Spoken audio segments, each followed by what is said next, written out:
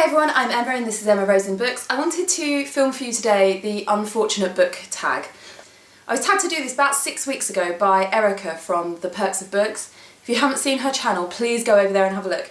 She's just, you know, when you watch a video and you just think, I'm on a wavelength with this person. She does like little skits about books which are really, really funny. She loves books about the ocean and like pirate books, which so do I. Her channel's brilliant. But anyway, I didn't get round to filming the tag because I hadn't read a series of unfortunate events and I felt like a massive fraud for not doing so. I kind of just missed the boat with a series of unfortunate events because it was published in the late 90s, I think, 1999. So I was 15 and I just think I was just that bit too old really to start reading them. I bought it and I read it and my son read it and he's suddenly got into these books and started reading all the others in the series because they have a lot of the others at school. I really enjoyed it. I'm going to talk about this properly in my wrap-up, my May wrap-up. For now, I'm just going to answer the questions. Question 1. A book you would consider a fortunate slow burn. Well, I read this book at the beginning of the year, The Name of the Wind. I think I read it sort of January, February time. I think because I didn't realise it was part of a series, I was a little bit underwhelmed because it is extremely slow. But I enjoyed the writing style. For a long book, I didn't skip any of it. Not that I would ever do that. But it was when thinking about it afterwards that I thought, I really liked that. I'm really interested in what happened to the characters and yeah, anyway, but it was good. It's been a slow burn. I would like to read the rest of the series. 2. A book with an unfortunate death. No, I don't have it. I must have lent it to somebody. Well, let's substitute. I'm gonna say Game of Thrones. I have one of the others. Is this the second one, I think? I can't remember what order they're in. Yes, book 2.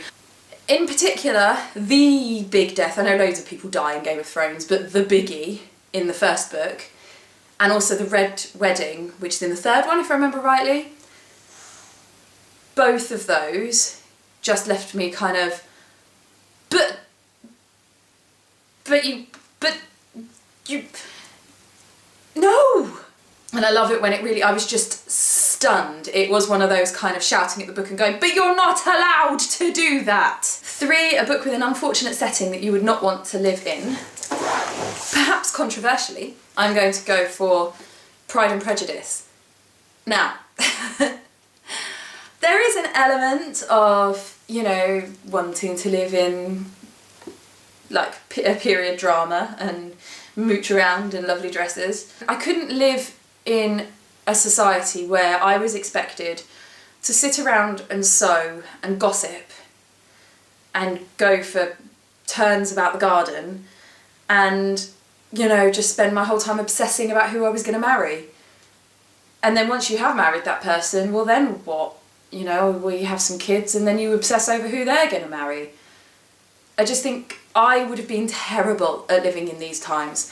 I would have just been rebelling and saying, but I don't want to do this, and hey, I don't want to sit around doing needlepoint all day. Aside from being able to ride horses all the time, and the dresses, no. 4. A book that was unfortunately laborious to read. I haven't got a copy of this because I got rid of it. And this, I'm going to go for Moby Dick. I wanted to like Moby Dick. You know, it's about the sea. It's one of the most iconic books about the sea that there is. It was just so boring. It's one of the most boring books I've ever read. And I mean, I know that part of that is because the book is quite weird because the style of writing changes and you get these long chapters that are just ruminating about something. And I know that all of that is part of the genius of it, but it just did not keep me hooked. My mind would wander continually, wasn't interested. 5. The best book featuring a fortunate friendship. Well, Winnie the Pooh. Is there any greater friends than Winnie the Pooh and Piglet? But, you know, the quotes like, we'll be friends forever, won't we, Pooh? Asked Piglet. Even longer, Pooh answered. There's just so many little friendship sound bites, and I really like Winnie the Pooh. I have a very soft spot I'm only a little black rain cloud hovering over the honey tree. Moving on. The number 6, a book that unfortunately no one talks about. I don't have this one either, so I'll stick a picture in because I've just recently lent this to a friend. And the book is Red Dog by Louis de Bernier. Now everyone talks about Captain Corelli's Mandolin, which I have here, which is a great book. I really like Captain Corelli's Mandolin, but I prefer Red Dog. It's just a tiny little thing. You can sit and read it in one sitting, very short book, inspired by a statue of a dog in Australia, so it's like a fictional account of the history of that dog. And I mean, people rave about like Marley and Me, and I'd rather read Red Dog. It was one of those, like, it was just atmospheric, really, really beautifully written, really interesting, and just heartbreaking as well. 7, a book that unfortunately or fortunately transformed and or haunts you. I've talked before about, if we talk about books that transformed me, it would be The Politics of Breastfeeding. Hands down, this book changed my life. I've talked about that before, so I thought I would go for something a bit different. And if we're talking about haunting, I think one of the books that haunted me the most was The Lovely Bones. Again, I don't actually have a copy anymore. I read The Lovely Bones when I was working on a turtle conservation project when I was about 19 or 20, and it was one of the books that somebody had left behind, just on the bookcase there, some of the volunteer had left. And so I just sort of read it on the beach and what have you. And it really got under my skin. I can't say I actually liked it. I know a lot of people rate it as one of their favourite books. Personally, I think it was very clever. Maybe it was the age at which I read it, but I found it too much. For a long time, I can actually remember walking along the beach in Greece feeling really creeped out because I'd read that book, and it stayed with me for a long time. And it's not, sometimes a book haunts you, like something like Lion. That haunted me in a really good way. It just made me feel really warm and lovely for a really long time. But The Lovely Bones, it wasn't a nice feeling. And I don't think I could read it now, being the mother of 2 girls. An unfortunately overhyped book. For me, this would be the Da Vinci Code. Everybody was talking about it when it came out. Everybody was just obsessed at how clever it was and how amazing it was. Ugh, battery died. Anyway, what was I saying? I think it just, lots of people kind of saying that it was just like this amazing book, like the best book they'd ever read, or it just was a bit maybe far-fetched for me. Yeah, it's good. Nah. This is why I'm a booktuber, because I'm so eloquent at talking about books. Number 9, a book taking place in the unfortunate future. I haven't got this one to hand because my husband has nicked it for the day. I'm going to go for The Handmaid's Tale because, oh wow, I mean, that's an unfortunate future. And it's the fact that all of it's so plausible that you could imagine, you know, an area being taken over in that way and people being you know, forced into this kind of weird... The book made sense. It was also plausible. Oh, no, an awful future. A book that gets, unfortunately or fortunately, plot heavy towards the end.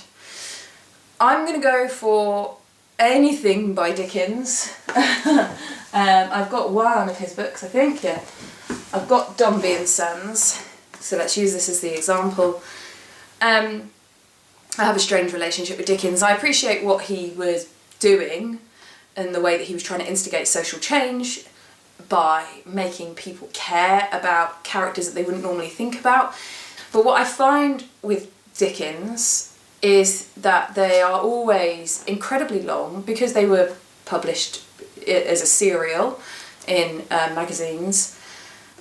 There's just a whole lot of waffle, I think. An awful lot of just talking about, like, setting up a relationship or a character. And basically you have like 3/4 of the book with most Dickens. I haven't read that much Dickens. I'm really not qualified to say these things. But not a lot happens. I mean, actually in Dombey and Sons, there's a few things. I would say the first little bit, stuff happens. Most of the rest of the book, nothing happens. People make friends, they fall out, they go and visit other people. You know, just very little. And then suddenly, everything ties up. A book with unfortunate or fortunate themes of mental health. I'm going to go for The Curious Incident of the Dog in the Nighttime. Does autism count as mental health? But I'm going to go for it because I think, because the book explores that the child in the book has very, very severe Asperger's, and so therefore he needs help with dealing with the way that his brain processes his world. And so that's why I think that this does count as a mental health book. The Curious Incident of the Dog in the Nighttime, I loved this book, and the main reason I loved it is I really enjoy a book that's told in the viewpoint of a character, where you feel like the person has so got inside the head of that character, the author has so got into that character, that. Number 12, a book with an unfortunate family. I kind of wanted to go for the Baudelaires, given the book tag, but Erica, who tagged me in this, she did that, and so that would just be copying. I decided to go for Room. I loved this book. I loved how it was told by the viewpoint of the kid. Again, the same thing as with The Curious Incident of the Dog in the Nighttime. It was just... seeing things from his viewpoint in his words was incredible, and seeing how to him the building that they lived in was his home. Horrible, but because the boy didn't know any better, he was happy, and I think that's what really got me about it. And then when they wanted to leave the rooms, he had no idea there was a world outside, that he kind of didn't want to go. And I just thought that was such an interesting concept. The way that the mother clearly prioritises the boy all the time, and she just, you know, copes and tries to make his life as best as she can, like does exercises with him and teaches him everything she can, just thinks of all these little games that they can play in such a horrible environment. And has brought him up actually to be really happy. So an unfortunate family, but in some ways very fortunate because of the mother and her spirit and her way that she has made a family in the most horrendous circumstances. A book you unfortunately wish you could fortunately read for the first time. For this, I would like to go for Lord of the Rings, but specifically The Return of the King. I loved The Lord of the Rings. I read it when I was a teenager. It was probably the first big series that I'd ever read, and The Return of the King was the one where it blew me away, particularly sort of as the book concludes. I felt like I'd been on this journey with them and experienced just this amazing world, and then to get to the end of the book and find out, like, the whole thing with Gollum, I remember reading it and just being like, wow, and discovering this world and falling in love with these characters and travelling alongside them. Although I have read Lord of the Rings since and thoroughly enjoyed it, and I love the films, that first time I read it was really special. I hope you've enjoyed my unfortunate book tag. Ooh, I haven't thought about who to tag off the top of my head. I would like to tag Morgan Vega, because I know that she loves a tag and doesn't get tagged as often as she would like to. So Morgan, consider yourself tagged for this one. And I would like to tag Cozy Reader Kelly, because I've really been enjoying her channel and she's new to all this whole booktube thing. And just two will do. I'm just a bit, I don't know. So please like if you did, please subscribe for more more videos about books and about writing. Please leave me comments below about what your answers would have been to these questions, and if you agree, disagree with some of the things that I've said, and I will see you next time. Bye!